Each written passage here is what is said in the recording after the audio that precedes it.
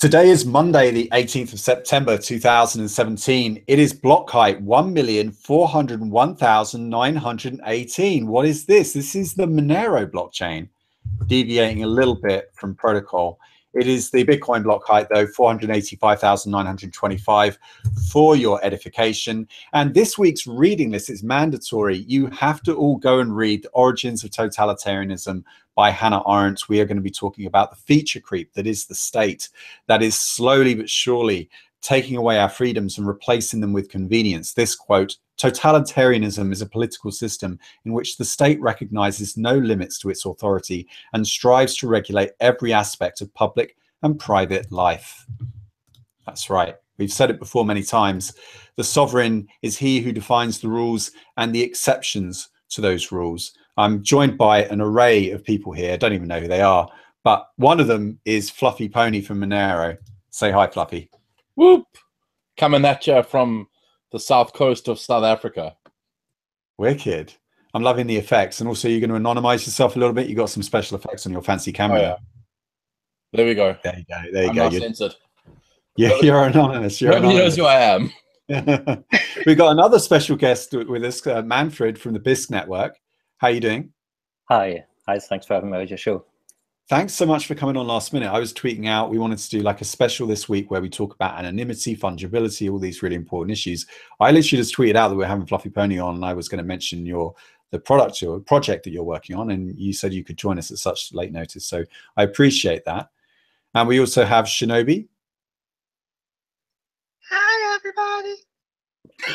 Those funny voices. It's gonna be entertaining today. We got the Chief Entertainment Officer from Monero, and we've got Shinobi with his funny voices. We got Rick with us. Hey, everybody. How's it going? Am I allowed to say where you're from, or will that de-anonymize you? Oh, you could go for it, man. Colorado. That's right. I was there. Janine and I, who's also a guest on the show, went through on a train. I went through Colorado, so that was really good fun. Went up the Rocky Mountains. Acnix. Hey guys, what's up? Where are you coming from? What's that in the background?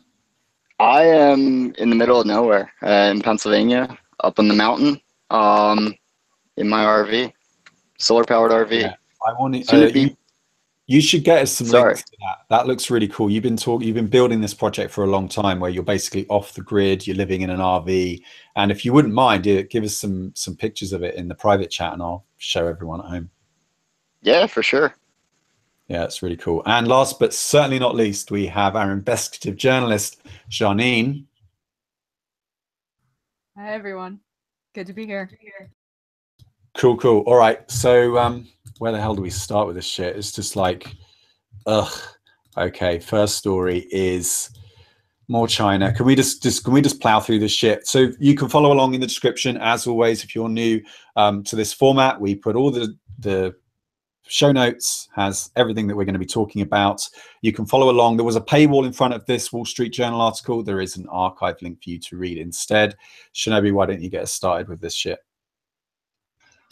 Well, pretty much this is kind of expanding a little bit beyond exchanges being shut down, if this information is correct.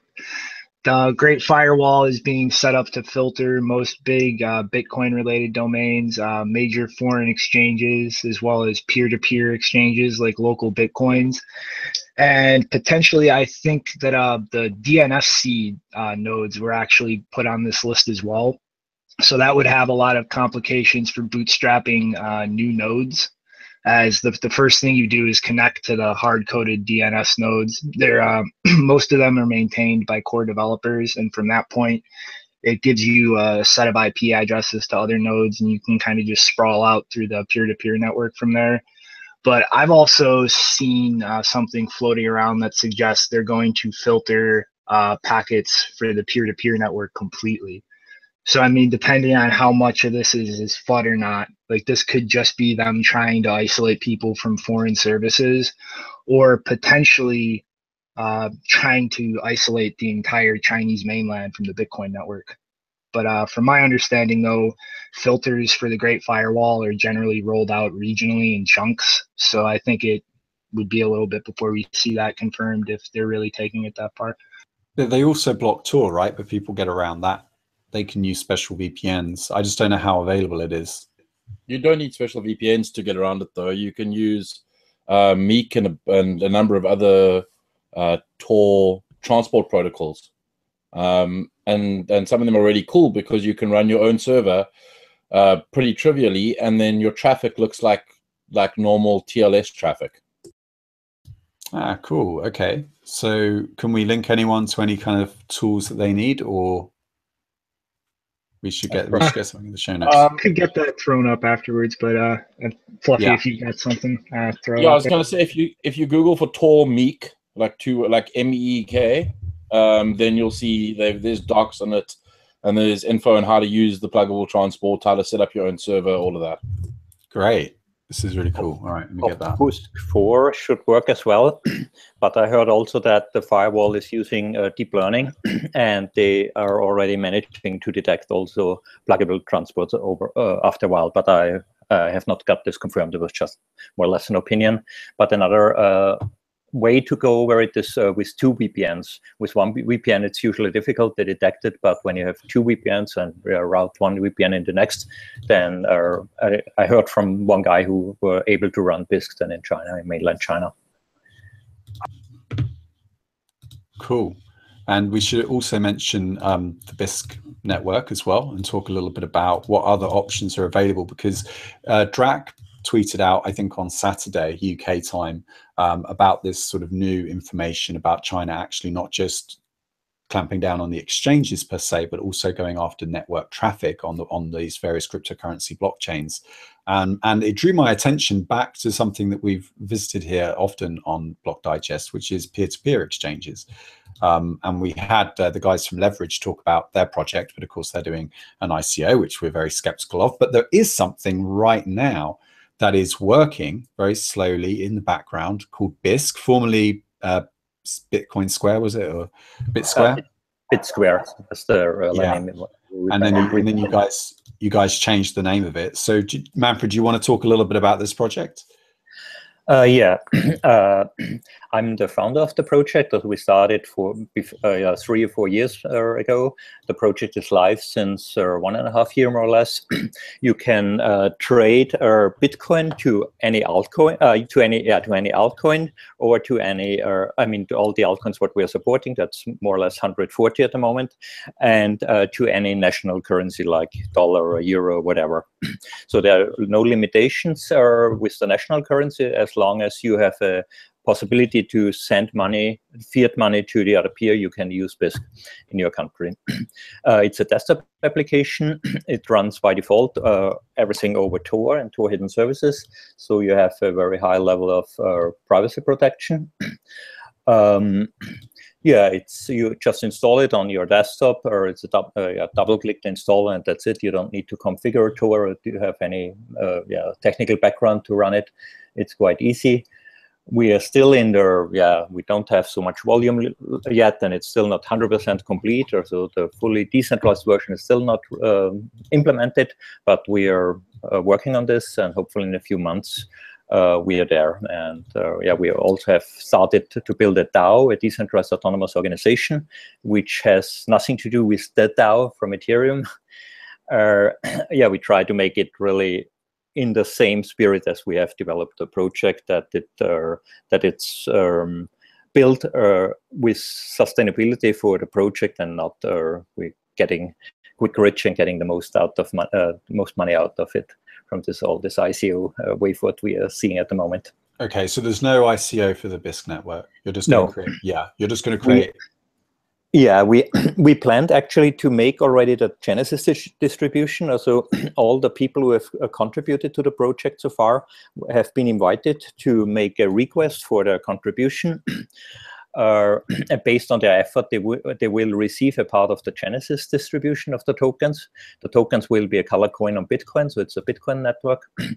We wanted to do this already in August, but we decided to delay it until the full DAO is out with voting and compensation requests. I don't want to get into details. Maybe you have a chat with Chris soon, and he will explain it then more in detail. But the DAO is a very important part, because it helps us that really developers who are working for the project become become part of the project. They can earn money or tokens, and will become the managers of the project. Everybody who has token and who is working for the project can make the decisions. Okay, because one of the things that concerns me is this sort of slow change that I think has been instilled. We've got a lot of people that are new to crypto that have joined in the last year. Fluffy, you've talked a lot about the scams. I really liked your talk to Consensus this year, where you were like calling them out in all but name, even people that were on the same panel as you, which I thought was just brilliant. I had to rewatch that thing. I had it on repeat on YouTube. I just thought, damn, this guy is saying exactly the things that I've been thinking for a long time. You had the guy from Ripple, I think, on stage with you at Consensus. Yeah. 2017, and this right here is what concerns me. So BitMixer was a very popular mixing service for Bitcoin, and I understand that the technology's moved on a lot, and mixing isn't the perfect way to make sure that you're not being monitored. So when you do spending on most cryptocurrencies, with the exception of Monero, people can see what you're spending. They can see the amount, they can see where it went.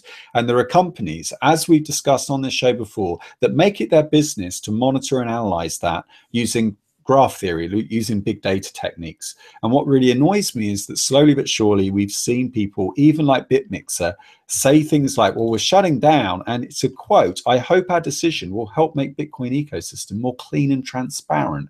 Hope our competitors will hear our message and will close their services too. Very soon, this kind of activity will be considered illegal in most countries." And it's just such a bizarre thing for the owner of a mixing software. Then we saw BTCE taken down. We saw all the darknets taken down. And now it's like, it's not so much the criminality that concerns me. I'm not endorsing criminality, but where's our privacy going? And is nobody going to speak out about this? Because I feel like a lot of the new people that are in here outnumber a lot of the people that have been in the space for a lot longer, and they don't necessarily carry with them a lot of the learnings and the virtues that we had from early on. Absolutely no government pressure there whatsoever. Doesn't it just sound like that, though? Doesn't it sound like the way BTCE said, oh, we're going to clean up our acts and we're going to create a new business and we're going to do everything proper? Doesn't that come across like, yeah, it's a honeypot. I mean, with BitMixer, like even OpenBazaar was getting pressure from law enforcement when they were first going. That's why it took so long before they integrated Tor in their service. They were getting contacted by FBI agents. And then with BitMixer, that's kind of, I think it looks pretty similar. And then with BTCE, that's screams honeypot to me. Everybody has to tie their ID now to all of their previous activity to get their money out. So, Fluffy, talk to me. How are you feeling about this? So, I don't know. Like, obviously, I think a lot of us expected that this day was coming. It was unavoidable because long before ICOs existed, there were scams. And it's just because Bitcoin is so easy to clone. You fork the code, and there we go. You've created your own economy. And this unfortunately means that there were lots of scammers. And I'm talking like before Litecoin existed, and I guess this is not a story that often gets spoken about. The thing that predated Litecoin, the thing that actually first implemented a different proof of work algorithm was this thing called Tenebricks. Yeah. And Tenebricks was like, that was revolutionary. It was like, oh, cool, look at this. It's got a different proof of work algorithm. And the whole idea was you could mine on CPUs, because at the time, Bitcoin was GPU mining. And little did we know at the time when Tenebricks was launched, that actually there was a secret GPU miner. And because of that, this then led to the release of Fairbricks, which then collapsed and ultimately led to the release of Litecoin. The Tenebricks story is interesting because it was kind of like the first in a long line of scam coins. Not even the first. I mean, there were others like at the same time, but this was like a cleverly engineered scam coin. And with that number of scams, I mean, at what point do you invite regulatory oversight? You know, do you have so many scams that like regulators are like, oh, geez, we've got to protect our citizens from this thing that's just a bucket load of scams, and then to add ICOs to that and start like, you know, stealing money from grandmothers virtually. I mean, not really, but almost. It becomes worrying to regulators. So we've seen this for a long time, that there's going to be more regulatory attention. And unfortunately, regulators can't tell the difference between a thing that's an outright scam. You know, this is like clearly designed to just steal your money. They're never going to deliver a product. It's a load of garbage. Versus a thing that is a scam by people who don't know they're scammers yet. So maybe they've got good hearts and good intentions, but they've made decisions that are clearly nonsensical, and they've raised a bunch of money against those decisions. And, you know, like, how do regulators can't tell the difference between those two, much less tell the difference between those two and something like Bitcoin, where, as you know, to all intents and purposes, it's not a scam, or at least not a scam in the same way. Now, you sort of look at that and you feel for regulators, because these people aren't technical, at least not in the way that we view technical knowledge. They're unfamiliar with a whole bunch of things, like basic concepts of where decentralization is good when it's applied, and where decentralization is unnecessary. And now they've got to make laws that affect their citizens. And it's no wonder that they're doing the broad sweeping thing of some of them, like China, of, oh, what do we do? Let's just ban this stuff because this is starting to get too hectic. And they tend to, I think there has definitely in the past, and there will in the future, be a tendency to overcompensate, apply the brakes hard, and then go, now how do we pull back? And ultimately, it's bad for the crypto economy, because you've got a bunch of people that are like in this like, we must control it jurisdictionally and through regulation headspace, versus a bunch of scammers who are like, cool, we can make free money, or we can get free money. And then you've got like people in the middle that are like, we're just, oh, hold on, I'm gonna sneeze. You got people in the middle that are like, oh, we're just trying to do things the right way. And I don't really know how to, like, you know, how do we educate people enough that regulators are educated? So do you think then there's a place for regulation, do you? Because I would actually, I'm showing the link here. This is Cobley's launch, Charlie Lee, of Litecoin, which came after Fairbricks, which came after Tenorbricks. That's basically the timeline. And there was, you know, he says 150 pre-mined coins in this Litecoin launch, and Litecoin's gone on to be very successful, and Charlie is very well liked in the space, even if it's trying not to be a scam like so many of these other coins. I mean, Litecoin hasn't really scammed anyone, but we did see the big pump back in 2014 by the Fontas character that used to appear in the BTC troll box, and also Max Kaiser, who famously tweeted out, Litecoin's going to be, could Litecoin be $50 by the time we get, you know, the Litecoin developer on our show on the Kaiser report? And then it promptly went up to around $48 before collapsing, eventually all the way back down to around $4 or $5 from its start. A lot of people got wrecked on that. Is that Litecoin's fault? And you're basically saying that these regulators can't really tell. But I feel like since Ethereum, it took all the skill out of launching a shitcoin. And, you know, you could use various signals like the mining, how much hashing power it had, for example. You could use social signals like how many other people were buying at the volume on the exchange. But with Ethereum, it took all the skill out of launching your own token, right? So anyone can do it now. They just run a bit of JavaScript, blah, blah, blah. They put it out. They do a whole bunch of marketing, and it's 90% marketing and it's 10% skill, and they just take your money. But it's not even like there's any open source code or any network of miners that are distributed. You're just trusting all your money to this custodian. That's totally different. But you're saying you see a role for regulators in all of this? No, I'm not. Sorry, just to clarify, I was talking about the inevitability of regulation. Okay, cool. You know, and more so than, like, I mean, obviously like, it's not that I don't support regulation. It's not that I'm taking the stance of like all regulation is bad. I mean, I'm not a. In fact, I mostly remain apolitical and don't believe that taking any political stance is particularly valuable in the long run. And that's just my personal opinion. Don't hate me. But I think that obviously, like, I appreciate the fact that like, I don't the street because the police, you know, that you could be just bribe them and murder me in the street anyway. But I mean, like, I sort of that regulators, them obviously, but I expect that most regulators are just trying to do a good job. They have good intentions, much like the scammers who don't know they're scammers yet. And being well-intentioned is not a bad thing.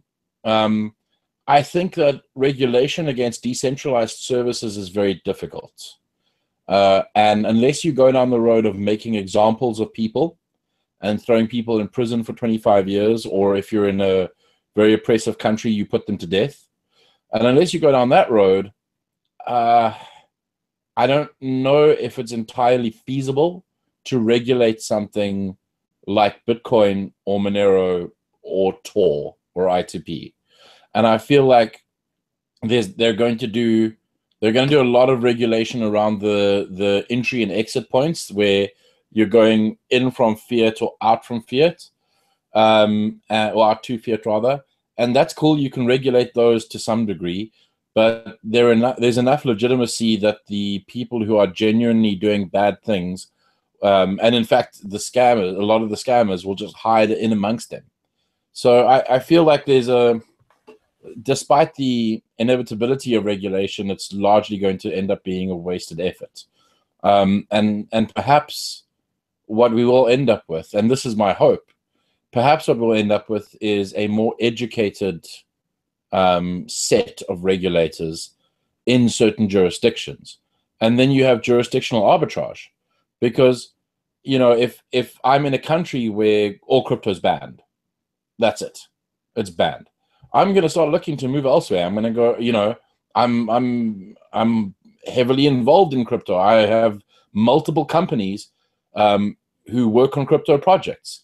I work on Monero. I'm heavily involved and invested in crypto in every possible way. Cryptocurrency, not cryptography.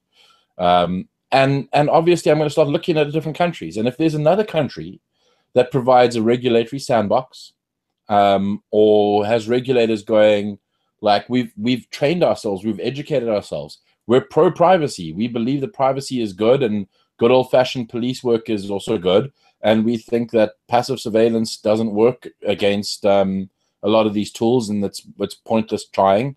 And so now in that environment, it might appeal to me. And maybe I talk to my wife and we take our 6 dogs and we move. And that sort of regulatory arbitrage that can and should and will eventually exist will make things very interesting, because then I don't really need to care that a particular country or state or government or whatever says that, you know, the thing that I'm using is bad when it's something as benign as cryptocurrency, and so I can just move, and I'm able to do so.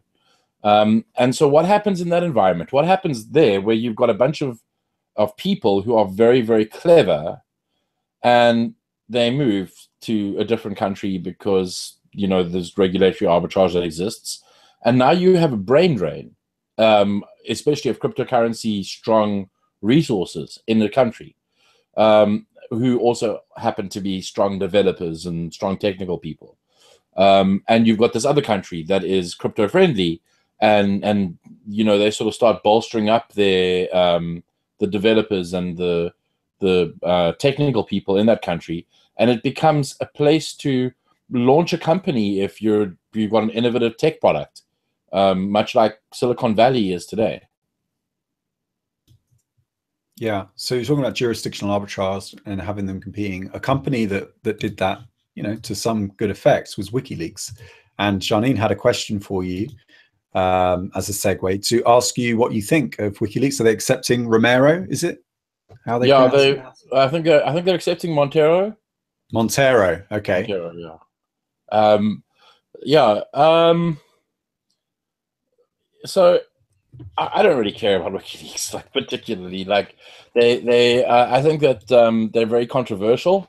They've done some good things and some bad things. I think they've had the weight of the world on their shoulders in sometimes receiving extremely sensitive information, highly classified, that couldn't, if they expose it and expose the details without redacting stuff, it could have a material impact on the global state of affairs. That's not a position I envy. So yeah, I mean, like, I don't really have much of an opinion beyond not envying their position. I am glad that they have opened themselves up to accepting things besides Bitcoin natively. I think it's a good move in general. At least to be open to the idea, if not actually accepting things. You certainly don't want to go down the road of, oh, we accept all 700 scam coins on CoinMarketCap. Yeah. Please pay us in waffle coin. But at the same time, you know, I mean, like, are they accepting Monero for ideological reasons? I mean, it seems so, but there are a lot of pro-privacy coins, some of which are just outright scams, and some Like of Birch coin. Oh no, I would never mention them by name. I mean, that coin that cannot be mentioned. The coin that cannot be mentioned. But you know, heaven forbid anyone posts about privacy coins on Twitter, they end up with 1,000 replies saying "buy Verge now," which, you know, obviously speaks to a really solid community. And I think, like, by and large, it becomes tricky because taking an ideological stance is interesting.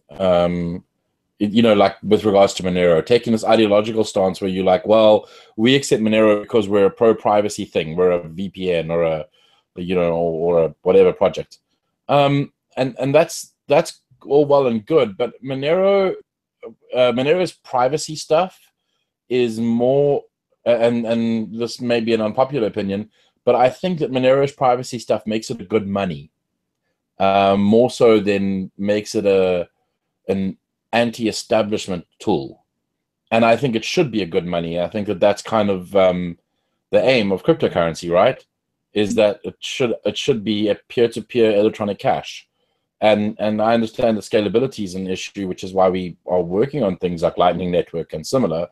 But ultimately, like, really, it should be a good money. Yeah, Monero acts as sort of better money. I think a lot of people that are skeptical of altcoins, even Mr. Hodl himself, have to concede that Monero is a good project. Like, I've heard a few people kind of backstep with Bitcoin maximalists, people that think that Bitcoin is the only one, who say, well, okay, maybe Monero is kind of cool, you know, because it has this extra property that Bitcoin doesn't have. Bitcoin's been stuck in this scaling debate now for 2 years, and longer for some people have been more embedded in it. And I think what's frustrating for a lot of people is that they've been in this debate for a lot longer than the newcomers. And when the newcomers come along, they have to explain all the arguments that they've already been having for such a long time, they're tired of already. So when it comes to things like fungibility, which I think was the real issue all this time, not so much the scaling. I mean, the scaling debate scaled really well, if you think about it, right? That scaled. Everyone was arguing about that. But nobody was really talking about what I felt was the elephant in the room, which is that this still is not cash, in the sense that I can't spend it without it being monitored and traced. And I feel like as new people come in, it's very tempting for them to fall for easy arguments like, well, if you've got nothing to hide, you should have nothing to fear. You can just go off and spend your money as long as you're a good person, until somebody makes a payment for something they're embarrassed about, or they've got to go on to some, you know, they've got to get some pills that are a bit embarrassing, suppose maybe some kind of condition that they have, they don't want everybody knowing about, and then they feel it. And then they feel it, but they're not going to think about that. And this is the frustration for me. Does anybody else want to come in on this point? Yeah, I mean, I think like a lot of that is it's just an issue that people don't really think about. I mean, with most financial products, I mean, like the Equifax hack has shown, like, people just outsource those problems to other people, and then they just think in the back of their head, it's not my problem. And you really do just need to break it down at like each individual scale why it can be a problem. Like at a personal scale, like your boss could just be watching all of your spending and saving habits and come at you when you're asking for a raise and go no.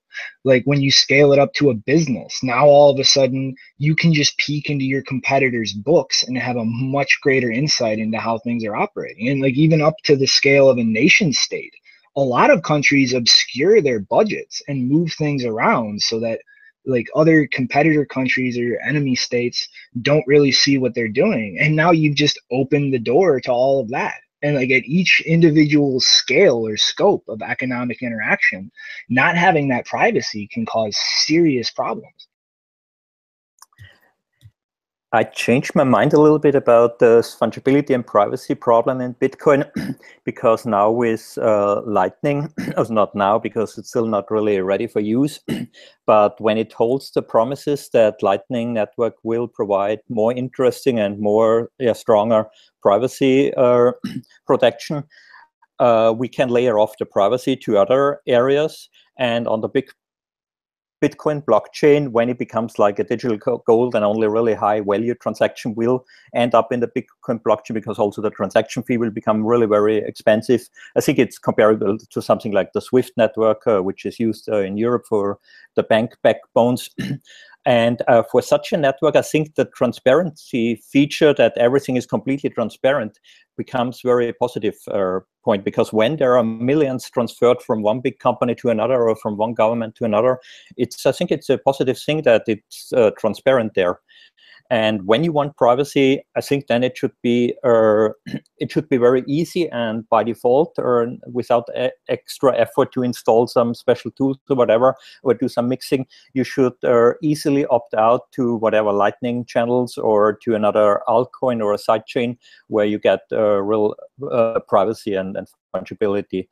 And I think that could change the whole situation quite a lot. Yeah, well, I mean, I used to. That's an interesting.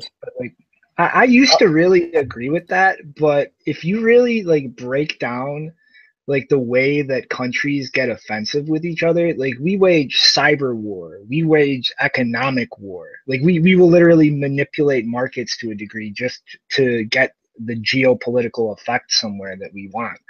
And I mean, I used to really think it would be good to have like that transparency for entities of that size in the open. But really, like the more I sat down and thought about it and thought about the way that conflict really works at those scales, especially since World War II, like I'm not so sure that would be a good thing to have that like selective privacy model where it gets more private, like the lower in scale of transaction size you get to.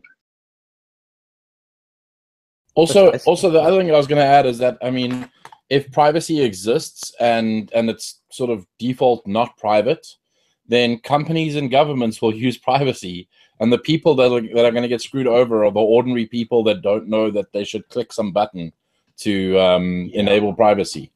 You know, I can tell you right now, multinational corporations that are moving money between countries do not want governments to know.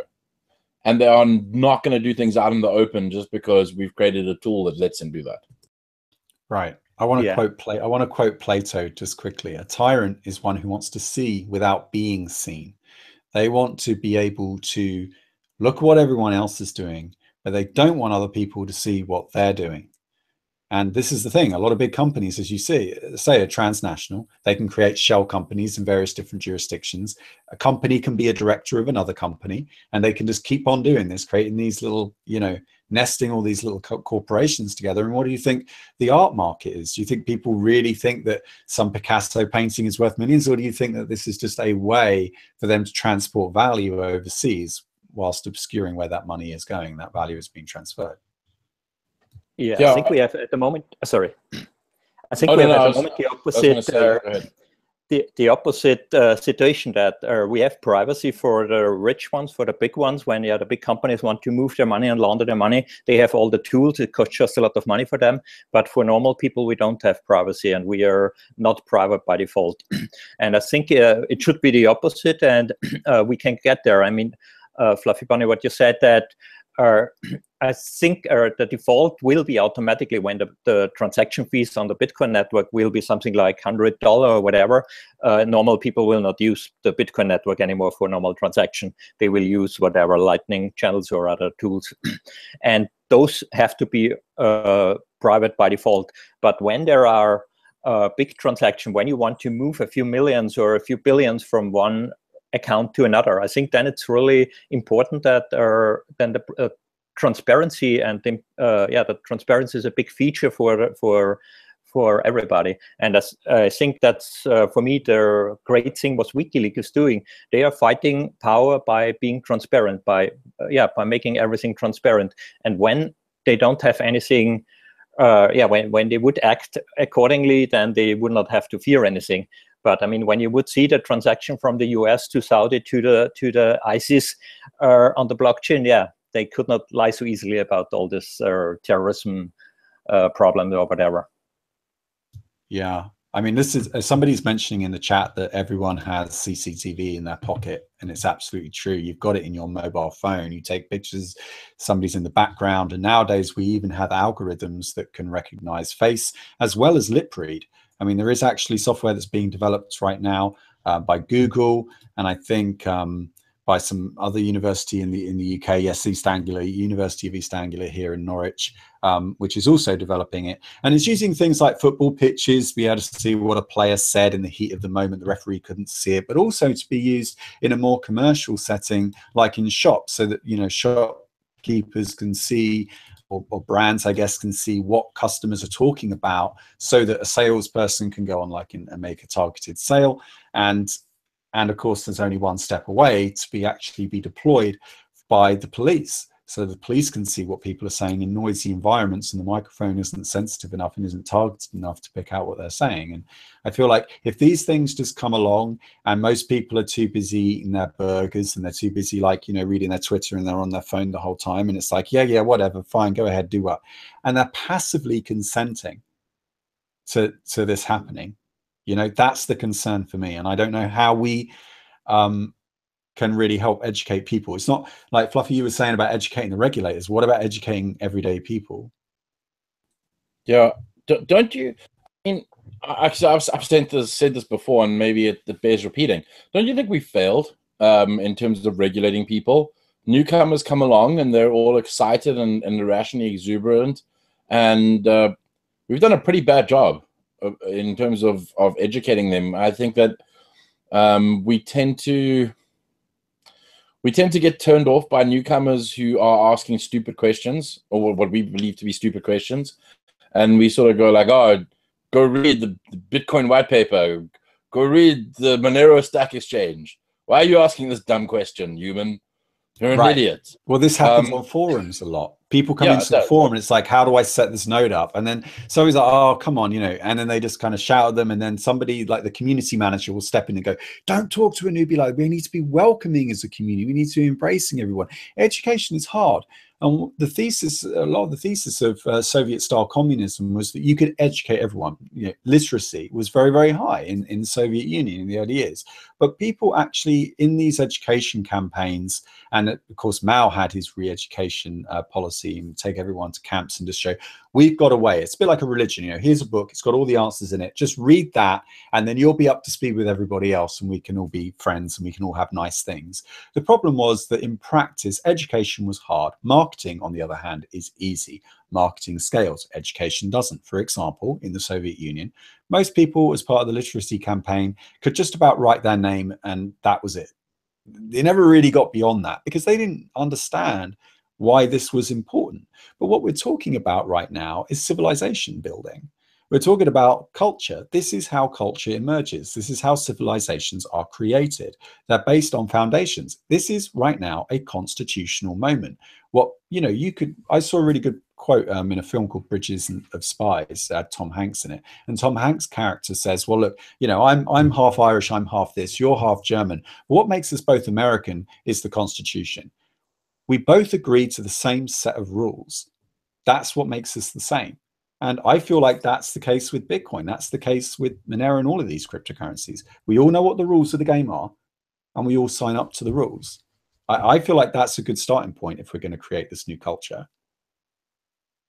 Yeah, I agree. I think that we we haven't really had trickle down education. I think that what tends to happen is people are left to flounder, and there's a small group of people who have a latent, not really a latent ability, but just that sort of natural insight and inquisitiveness, and they will go and dig, and then they will dig enough that they are that they raise themselves above the masses, and they understand why blockchain technology is interesting, and they find most projects disinteresting because they're just Bitcoin clones or whatever, and they find a handful of projects interesting, whatever those projects are, and the rest of them are just left like to flounder amongst each other and sit on WhatsApp. I'm on some WhatsApp groups and Skype groups where some of the conversation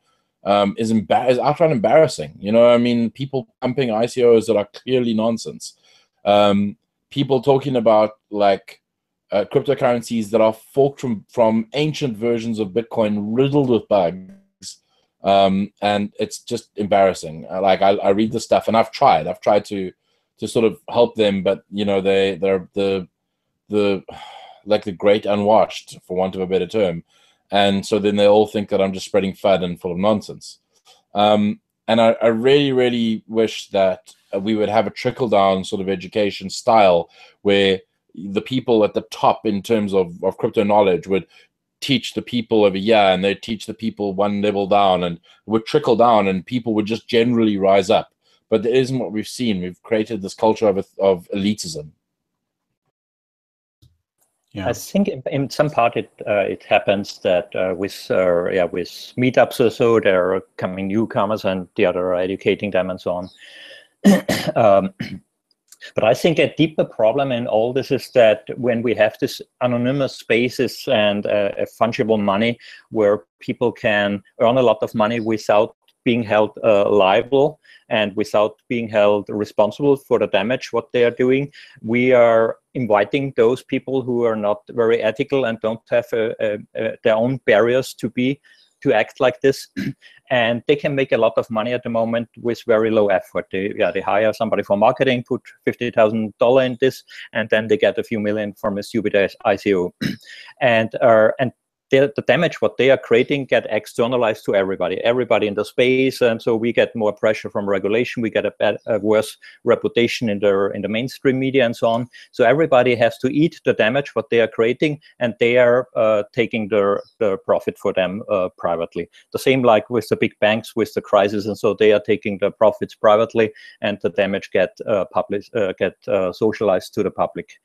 And I think for me that's an inherent problem of this money system. What we have, the normal fiat or also Bitcoin, this fungible money, which doesn't carry any history and any connection to the act, how the money has been earned, carry this problem in a way. And I think we need alternatively new tools like reputation, like, I mean, for me, DAOs are in this space which can work like this. When people are earning DAO tokens by working for a project, those tokens they have a different quality, like when you're just getting Bitcoin or fiat money, which is completely fungible and is not connected to the act how the money has been earned. And when this act of getting the money is much more connected with reputation, and when we have much more tools which are valuing this reputation and where you interact with this, I think then we could get away. And we have this in private life. I mean, when you make a party and invite some people, you invite the people by their reputation because you think that's a great cool guy, and not because he has a lot of money or whatever. And it just does not work in the bigger scale, in this global scale what we have now, especially with the cryptocurrencies. And I think it's completely logical that the traditional regulators from government will step in, because when the damage becomes too big, which is already happening with all these ICOs, then they want to make a break and limit the damage for the newcomers who have no clue and who get scammed, basically. And I think education is problematic because it's always when there is such a fast shift from technology, it takes time to learn, and we cannot, it's impossible that we are educating newcomers so quickly that they are not getting scammed. There will be always some risk for new people that they get scammed. But I think we need new tools, cypherpunk tools, which are filling this gap between this anonymous and fungible money, which is helping a lot those people who don't want to be liable and responsible for doing whatever they want, and that they get connected with the results, the feedback. So I think it's any system which doesn't have working feedback system doesn't work well, and we have a big lack of these feedback systems. Yeah, I just wanted to share the quote from Cypherpunks, Freedom and the Future of the Internet by Julian Assange, Jacob Applebaum, Andy Magoon, and Jeremy Zimmerman. The short of the quote is privacy for the weak and transparency for the powerful, but actually there's a longer quote from the book that says, the internet has led to revolutions across the world, but a crackdown is now in full swing. As whole societies move online, mass surveillance programs are being deployed globally. Our civilization has reached a crossroads. In one direction lies a future promoting privacy for the weak and transparency for the powerful. In the other is an internet that transfers power over entire populations to an unaccountable complex of spy agencies and their transnational corporate allies. So I just thought that was a nice summary of the discussion that we've been having. Oh, yeah. Yeah, that's really great. And I also want to give a shout out to the Monero GUI client, which has come a long way. I've used the command line interface before, but I installed today the actual GUI for OS 10. And I can't believe like how much of the settings are being surfaced here. You can start the daemon, you can show the status, you can show where it's up to, it gives you the debug log file. So for people that are afraid of using command line interfaces, it does take time, but these projects do start to get really, really good. And they get good in the sense that you can now, and also in the future, this will get better over time, actually use your Monero client. You can run this, you can run it on a node on a server and link to the daemon from there, or you can run and download the blockchain locally as well. It supports both. It gives you a lot of features in here, I noticed. It also gives you access to the TX key, which I don't think you get in a lot of the light clients. It also gives you the option of mining. And then on something like the Bisq network, you're going to be able to trade with people peer-to-peer, just like you do with local Bitcoins, but actually just on your computer, and you're connecting. You look at the bottom right corner, you're actually connected over Tor when you do this. So if you use this with a VPN as well, then you're going to be VPN over Tor using Monero. I mean, this is pretty close to the utopia that I think a lot of us are dreaming of. Like, the tools are there, the technology's there. A lot of this is about understanding. I think there's a broad awareness, but there's a lacking of understanding. And really the UX needs to be like on a par with what I just showed everyone. Like that Monero client is coming on really nicely. I don't know if you have any thoughts on that, Riccardo. Oh yeah, I mean, I think something that I'd really like to point out is there's this, that whole "it takes a village" thing. Monero is no different. I mean, this is the GUI is a culmination of the work of a lot of people. But I mean, in particular, there are people like Jackie, who have worked in the GUI tirelessly for months. Medusa, who's done testing, who gets full credit because every time there's been a feature change or a bug or whatever, he's tested it on multiple platforms by himself. And I mean, the reality is that's why we have we've gotten to the point where we have. And I don't know if you read just recently, Andreas Brecken did a report on Monero where he actually went and downloaded, because he's got this website, shitcoin.com, and he went and did everything from building Monero from the source to running the GUI and sending it to the My Monero web wallet and all sorts of stuff. What's amazing about it, and what blew my mind, is this. Yeah, somebody who's never really worked with Monero in the past. It's not like it's not like he's gone and sort of he's familiar with it. He's a contributor, whatever. He takes the repo. In fact, he didn't even take the repo. He took the source tarball off the latest release. He takes the source tarball, he takes the README, he fires up an Ubuntu 16 AWS slice, and he's like, cool, okay, I've got to install the following things. I'm not a developer, so I just need to compile it. I have to install the following, installs them, very quick, apt-get. Takes a minute to install the prerequisites. Unpacks the tarball, goes into the directory and types in make, and it builds. And he's like, wow, that was easy. And it's this is really the culmination of like 3 years of fighting with CMake and getting the CMake. We paid the CMake developers to help us when we hit this one snag in like at the end of 2014 or early 2015. And just people like Monero and Howard Chu, Hike, and a bunch of others, just like hacking away at this and going like, this particular thing isn't great. And then Pigeon setting up like build bots on every single platform known to man. So when the build breaks, we know and we fix it. And all of this is just like, it's insane, because if you're coming in as a power user and you want to build Monero from the source tree, you can do so. And this Andreas's post really just demonstrates that it's actually becoming easy for power users to do that.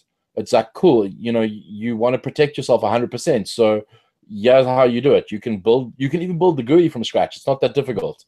There's a build script in the folder. You need to install the prerequisites and off you go.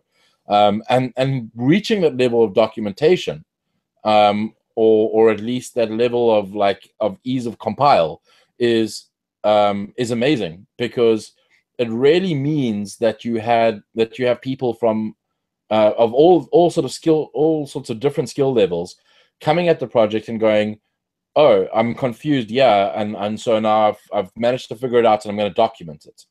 No developer likes documentation, and so the fact that there is reasonable documentation is like a borderline miracle. And I'm really like, I can say that of all the things I'm proud of, the fact that Monero is easy for developers to get on board and work with, and the fact that it's easy for power users to compile, and the fact that this tooling exists and all of that, and we're not even 4 years old, is amazing. It blows my mind. I have no idea how we managed to get there, because if you tried this even like a year and a half ago, it would have been a mess. Yeah. Well, look, we've been talking for a long time. I want to also point people to the fact that Riccardo you did a really good talk on whale pool as well. I remember you talking about the early days of Monero, and I want to point people to that as a resource. If you want to find out the history of Monero, where it came from, he did a great talk. In fact, there were two of them. If you just type in Fluffy Pony and whale pool, they will come up. And people can download Monero from getmonero.org. You can see they had a recent hard fork. I mean, hard forks are nothing to you guys, right? You just breeze through those things. Might get more difficult in the future as the community grows, yeah. But yeah. Bailey Rutzel wrote a really good, Rutzel, whatever, however you pronounce his name, wrote a really good article for Coinbase on hard forks, and she interviewed me and some other people in the sort of blockchain-y space. And I mean, we have the advantage of being able to look at Bitcoin and go, okay, cool, that worked really well for Bitcoin, we're going to do that. Or, oh, wow, okay, we didn't think that would end up being a mess, but it was. And so can we do things slightly differently? And so, yeah, like it was published, I think, earlier today. It's worth a read, because it really speaks to how we tackle hard forks, and the fact that we do them every 6 months, and thus far they've been successful, is kind of nice, especially because the code has been in such a state of flux. There will definitely, like you said, it's going to get harder in the future, and there'll be a point where there's really not going to be, it's not going to be possible to do hard forks the same way, or at least with the same veracity. But, you know, we'll tackle that when we get there. We don't need to tackle that now. Okay. Yeah, this is the article I think you're referring to, Split on Forks, is that right? Yeah. Yeah, great. So you go read that. We'll put that in the links section as well. And Fantastic, guys. Well, look, what I'm going to say is often these sort of conversational type shows tend to go on a little bit longer. We've still got some more topics to cover, but both you, Riccardo and Manfred, are welcome to stick around. We're going to go into some other topics now, if that's okay. So either stick around, join us like one of those talk shows where the guests still stay on the sofa, or feel free to troll us from the sidelines. Up to you. But thanks very much. Thanks so much for having me. Yeah, really cool, man. Thanks a lot as well.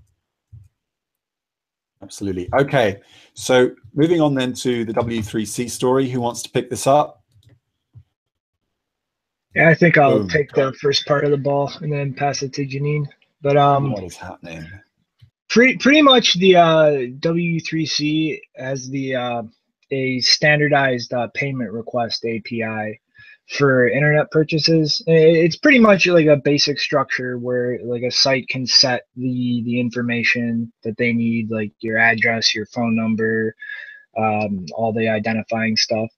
It pretty much serializes things down to a JSON and then can pretty much standardize the way in which the communications between the actual user and the merchant and then the payment processor is kind of handled in a standard, more secure way by the browser. And a lot of companies now, I believe Google, Firefox, Apple, and Microsoft are going to start working on integrating cryptocurrency payment exceptions into this. And really the two big, like, I guess, concerns or curiosities about this I have is obviously with a conventional payment method like a credit card, you do have your personally identifying information, the card number, your name, and obviously the address if you're buying a physical thing that can be compromised if your browser is compromised or the merchant's databases are compromised. But it doesn't really bleed over into the entirety of your financial transaction history unless it's actually the payment processor that's compromised. Whereas with Bitcoin, when you have that address that if that's compromised in any way, whether it's at your browser, your machine, or the merchant, that unveils all of your financial history connected to that origin address that you spent from. And that's kind of a lot different of a privacy concern when it really comes down to building this into a standard for all browsers to implement. And the other big concern I have is, like, we're quickly moving in a direction with Bitcoin where more retail transactional use is moving to second layer off-chain protocols like Tumblebit in the payment processor hub mode or Lightning Network. And my main concern here really is, are they going to spend all this effort standardizing crypto payment requests and just do things the stupid way with just a QR code for a main chain address, and then have all this work piled into something that's pretty much on the way to being obsoleted with Lightning Network coming out? Like, are they considering at all the existence or how to build in these other second layer transaction technologies? Because I think, like, this seems like good news that we're having payments kind of standardized and built in this way for crypto. But if it completely just ignores implementing the second protocols that we're developing for retail use right now, then it's kind of a big headline and a dead end. And that's, I mean, it's not really a good thing if things go that way. Yeah, I mean, this article by Michael Di Castello in CoinDesk did mention that a lot of corporations don't actually, they don't think very much of W3C, that it's very slow moving. And, Apple and other companies have products, that are going to be similar to this and going to be competing with this, right? Well, I mean, that's kind of always been the history of things. I mean, dealing with internet standards, we've had these groups kind of become the way that everybody arrives at standards, but it's kind of a traditional history that a lot of different companies will try their own proprietary APIs or protocols for doing things. I would hope we don't see that, because that would kind of be worse in my mind than just having them ignore second layer transaction protocols. Right. And Charlene, what have you got for us? What's your take on it? Yeah, so I just wanted to bring up another story regarding the W3C that just broke today. By the way, if anyone doesn't know, W3C it stands for Worldwide Web Consortium, and it's a member-based organization that develops international web standards. It was founded by Tim Berners-Lee in 1994. So just a basic summary of what they do if you're not familiar with them. The reason I wanted to shine a spotlight more on them, especially today, and kind of push back against, because obviously, this CoinDesk article about the cryptocurrency payments API has gotten a lot of people excited, like, yeah, we're going to have Bitcoin in the browser, even though, we already have, like, the thing that I always find weird is that if you're going to come out with these articles, you should always mention, other people that have implemented a similar thing. I mean, Brave browser has, Bitcoin built into the browser, and then we also have ProTip, which works in Chrome. So I think that, they should do a bit more research when they're mentioning this stuff. But anyway, so yeah, the last 4 years or so have not been very encouraging with regards to W3C's push towards standardizing digital rights management, DRM, on the web. They're currently developing something called encrypted media extensions, EME, which is essentially, well, what they're doing is broadly applying the Netflix model of content management, which is very locked down. You have to have an account, you have to be very restrictive about what you can do with the content. And so they want to apply that kind of model to the rest of the internet for all content, mostly in this case for video. And now they're marketing this EME thing as a way to improve the security and privacy of that kind of content sharing and content streaming. But what's really upset a lot of people is that it's being done at the expense of the open web, because it's also a copyright enforcement mechanism first and foremost. It's not really about the privacy and security. It's mostly a copyright enforcement mechanism. And one of the reasons people in the open web movement have been pushing back is that they haven't developed a circumvention mechanism for things like research, web archiving, and fair use remixing, which a lot of us would probably agree is one of the central activities that even happens on, the internet. Like, that's very important activities that happen. So these concerns sparked an appeal, and the vote on whether that appeal would take place was just rejected today.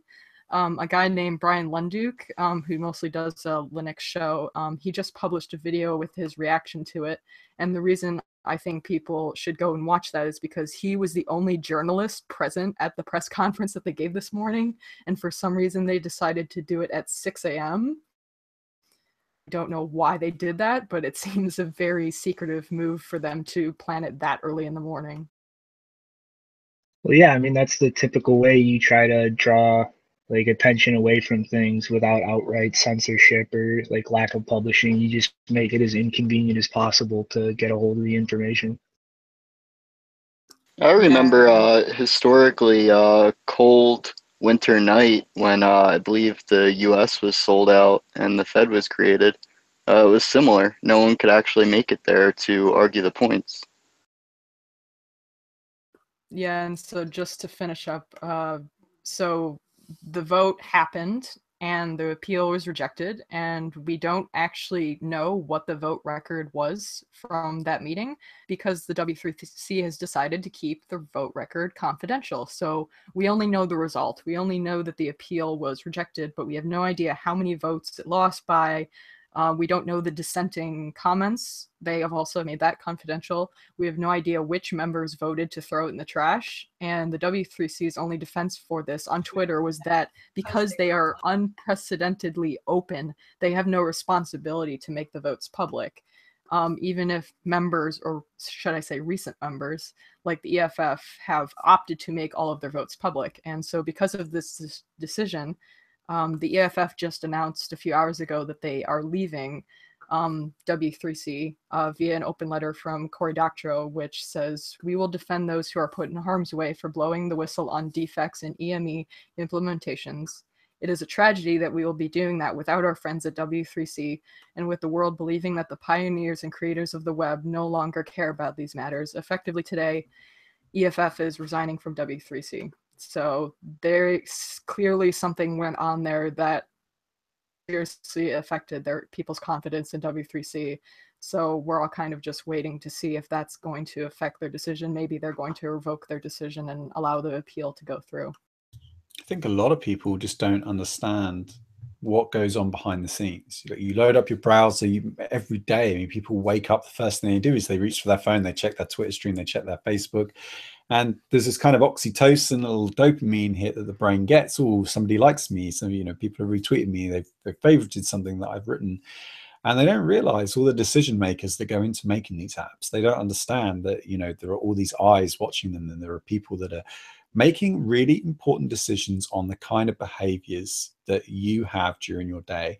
And every year, new companies bring out new features, new tools that kind of just nudge us. And actually, nudging is even a term used in behavioral psychology to describe this very thing, where you just slowly turn up the temperature so that the frog doesn't realize that the frog is actually boiling in this water. And the temperature just goes up a little bit more and a little bit more. And they introduce a new feature that makes you share and reveal a little bit more about yourself. And we started off this show with Hannah Arendt. I mean, Hannah Arendt also defined identity as a coming out from a shadow and into the light. It is always a revealing, a constant revelation. And that's what you're basically being urged to do by all these mining companies, Facebook, Google, Twitter. All of these companies are really in the business of getting to know you better than you even know yourself. They want to know you so well. And I think oftentimes because people just don't care about themselves as much as these other companies do. Right. Any final thoughts on that before we quickly go into our outro story of the day? Yeah, just real quick, if anybody here hasn't read the Foundation trilogy by Isaac Asimov, one of the core tenets of the story was essentially this new science called psychohistory, which was a way to mathematically predict the choices or ways that large groups of people would interact. And pretty much it was applied in the story to take an inevitable collapse of the galactic government and get through that and build back up as fast as possible. But when you really look around at a lot of the big data companies, a lot of economists, Paul Krugman, for instance, the reason he got into economics in the first place was, in his words, it was the closest thing I could find to psychohistory.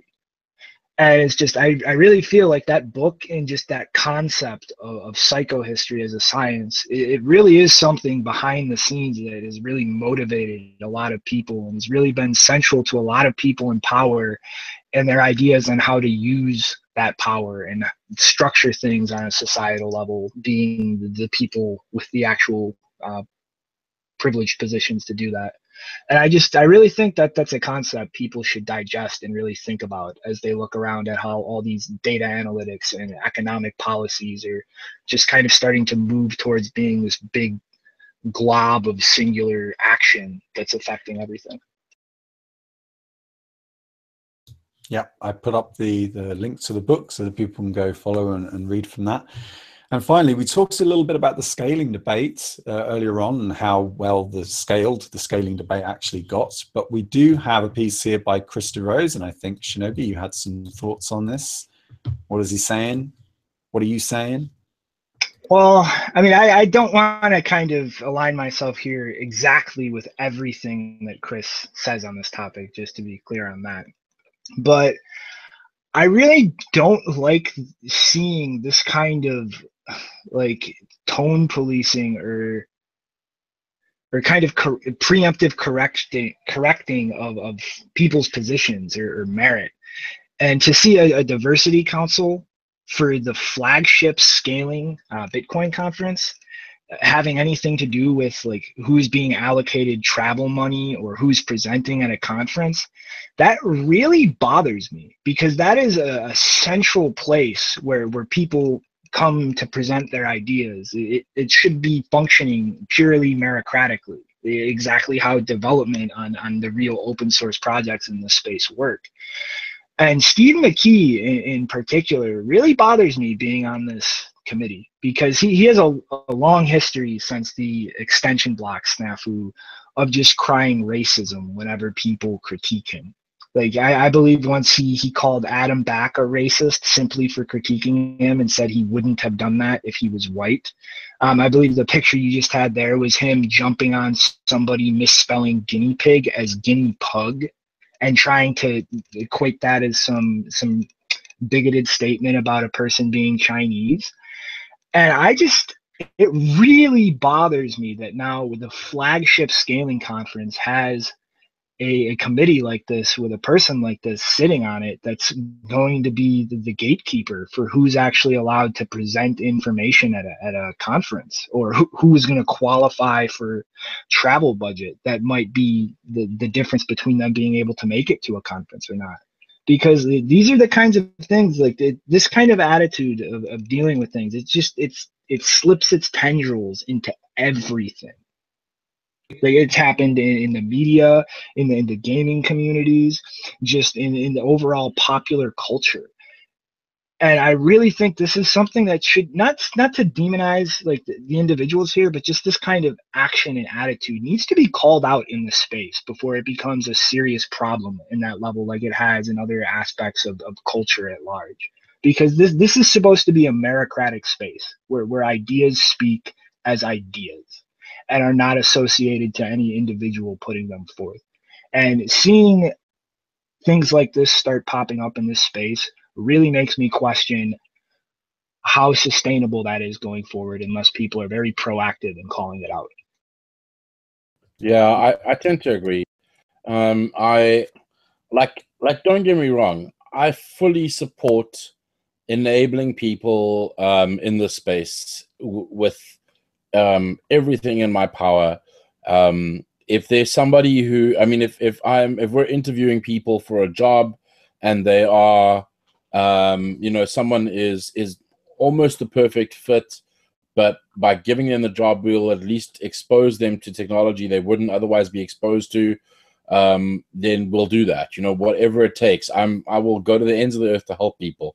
But I have a major problem with a lot of these committees because they focus on things that are very clear and obvious. So they tend to focus on things like gender and sometimes race, but they tend to forego a lot of other things where people are ostracized, by virtue of the way they look, or heaven forbid their weight, or anything like that. It's not like they have an special allocation for fat people, and as a big guy, I can say that.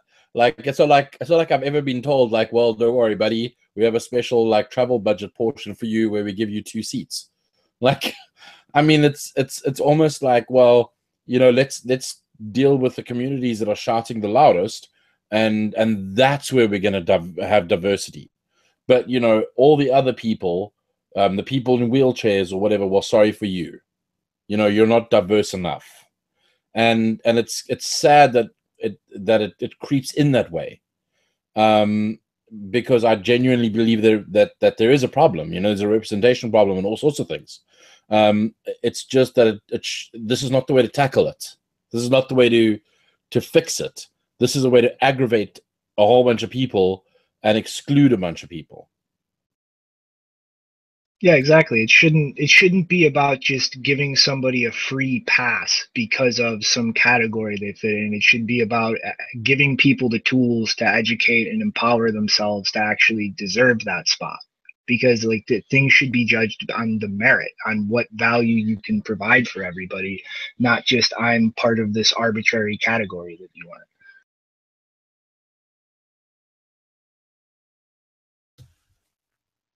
Anyone else? Oh, we should have had Bob Barker in here. He would have had a lot to say about it. He would have used that word, SJW, and how SJWs get everywhere and into all these communities and then split them apart. He would have gone on a big long rant about that. He would have used words like pleb and libtards and all those other fun things. But sadly, Bob doesn't want to be here. And he's a big fan of Monero as well. Yeah, isn't he the guy that every now and then just goes, Monero? Yeah, Yep, he does. that's him. He was shilling Monero back in Whalepool like a year ago. You probably owe that guy a lot in terms, well, you probably don't like him because he made the price of Monero go up, and you always want to make the price of Monero go down. But yeah, he certainly was promoting it a lot in Whalepool back in the day. For sure. No, he loves that shit. He tells everyone when to long it, when to short it, all that crap. Mods. Mods, do your job. Mods, do your job, plebs. What's the other word he used? Plebs. Anyway, on to some more important matters. I wanted to point everyone to the latest vulnerability that's been exposed in InfoSec, which is a supply chain attack on the Avast CC cleaner. Avast is actually a very popular antivirus software, and it turned out that the attackers were able to, damn, I need to get an ad blocker, sorry, were able to sign a blob file with a CC cleaner product that comes as part of the Avast suite, and actually upload it to the website, so that around something like 2 million people ended up downloading this thing. It's quite a detailed link here. You can read all about it. But I just want to point people to the fact that sometimes, you know, signing something with a key doesn't mean it actually comes from that person. It comes from whoever has control over that key. If there has been some laziness on the part of the publisher where they have put in some kind of routine automation, I mean, I'm speculating here, we don't know what happened in this particular case, then what it means is that you could end up downloading malicious software. And even if it's been signed by the developers themselves, you don't actually know. So even in antivirus software or software that is supposed to help protect you against attacks, this can still be a vector of attack and can, you know, get into your shit. I think, you know, Riccardo, you said it best on Wellpool. You said segregation is everything. You segregate everything. You've got a separate machine for this. You've got a separate, you know, computer for that, and you do everything on dedicated devices. And so I just want to re-highlight that point. Janine, do you have anything on this? You're talking in the private chat here. Just don't use Windows. Yeah. Yeah, so I haven't paid a lot of attention to this story, but a lot of people in my Twitter feed were talking about it. And yeah, it's like I'm almost surprised that they didn't anticipate this as an attack vector, because I don't know if you've already said this, but as everyone knows, most antivirus software it acts like a virus. So even with stuff like CC Cleaner, what does it actually do? It clears your because I haven't used Windows in forever, and I don't even remember what it does. But clears the registry. Yeah, a temp and registry. But anyway, similar analogy could be made as there is with antivirus stuff, is that, you know, if it's something that people are always, and it's a security tool, that opens it up to be a vector of attack. If it's a popular thing like that no one really pays attention to it, it's just something that's supposed to run in the background, and yet everyone's installing it, then most people will not notice when something goes wrong. So yeah, my solution is just don't use Windows because you don't get these kinds. I mean, obviously, you know, if you install malicious software in Linux, the same thing is going to happen, but the takeover might be a bit less than it would be for Windows. But yeah, I just don't recommend Windows at all. Malware does not make a good operating system. No, it doesn't. But people are still vulnerable, and I just want to make people aware that actually antivirus software could actually be the most evil of all the software available, because it's the software that everyone trusts and they think it's there to protect them, but actually it's a way to smuggle in malicious code. So look, today's show has been very long and illustrious, and we've talked about many very interesting topics, and we will revisit those topics as the week goes on. I would remain vigilant, and I would encourage everyone else to do the same. If you enjoyed today's show, you can hit the subscribe or the like button, but remember, only if you want to. Bye for now.